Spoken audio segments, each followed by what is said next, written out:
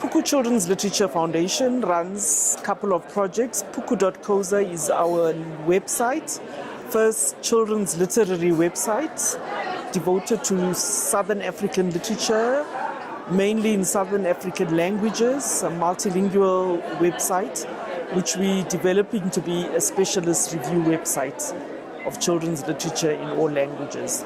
And we are trying to have catalogs and databases so that people will just be able to get on the website and get all the information they need to know.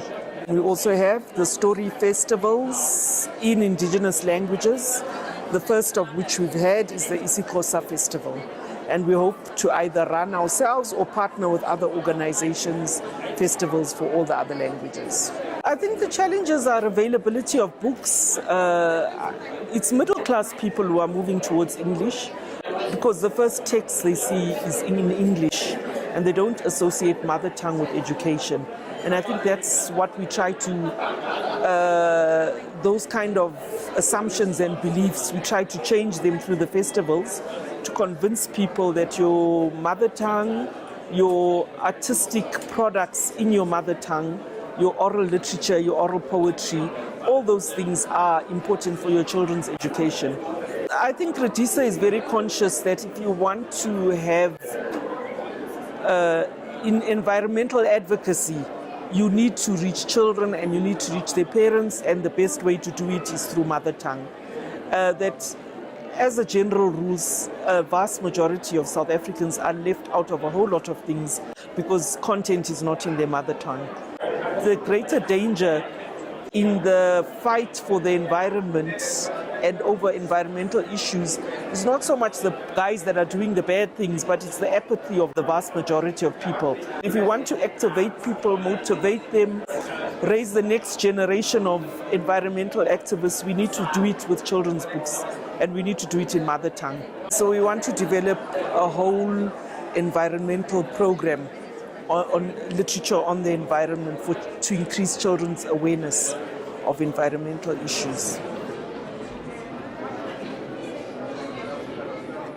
For us, it's about creating a hub of books where people in South Africa can find mother tongue as well as English, as well as Afrikaans, and find the books that they want to read to their children. So in that case, for instance, it's not specifically mother tongue then, but also content. So our content will be aimed at South African relevant issues. From South African publishers, we also on our Facebook page cover news articles from around the world, and anybody who has relevant or very similar and parallel conversations. So for instance, we've just taken from the Swiss.org online site, an entire article about how the Swiss are now approaching this multilingualism that happens in Switzerland. And that's a parallel that runs here, which is, it's quite nice to see both sides of the world dealing with the same issues. I absolutely think that it's important for children to read in their mother tongues. We learn right from our mother's womb.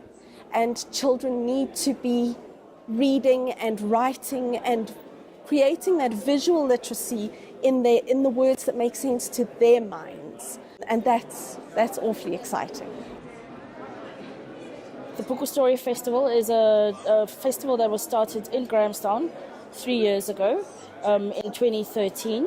The Story Festival in Grahamstown is supported by Redisa, Recycling and Development Initiative in South Africa.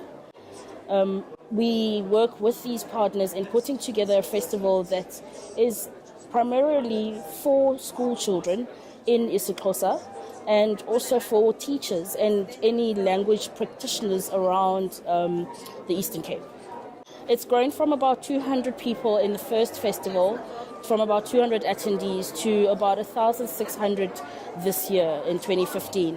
And we would hopefully like for it to get bigger in the next year or so. We launched a story writing competition together with Redisa and Nalibali last year in 2014.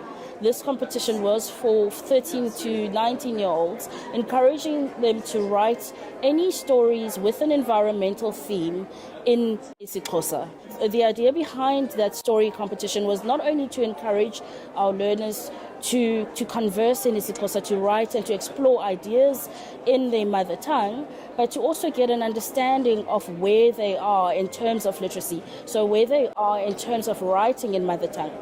With that idea in mind, we hope to then spread not only the story competition, but the festival and the prototype of the festival to other provinces as well, and in other languages, like isiZulu, isiTsonga, isiVenda, and we hope to do that in the next 5 years, to roll that out and be able to roll it out throughout the country. Research has shown that children that start to learn to read in their mother tongue are a lot better off when it comes to learning any other language and to picking up and to learn at school. So one of the reasons why Puku is what Puku exists, is to try and reach those children from a young age in order to help to improve our education system. The importance of learning to read in mother tongue from a very young age, in my opinion, is crucial. You know, if you can grasp a concept, if you can grasp a mathematical concept in your head, if you can grasp addition, subtraction, multiplication in your mother tongue in your head from a young age, then you're destined to fly. The motivation for Redisa to be our headline sponsor is that we have access to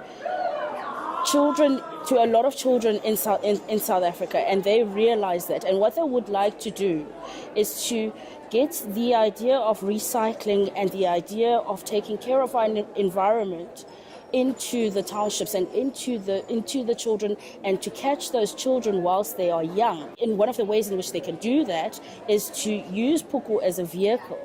Because simply because we have access to those children, we have access to storytellers, we have access to teachers, we have access to parents. So by teaming up with Puku, they then have access to those young children as well, and can then plant that seed of taking care of our environment and taking care of the areas in which we live from a very young age.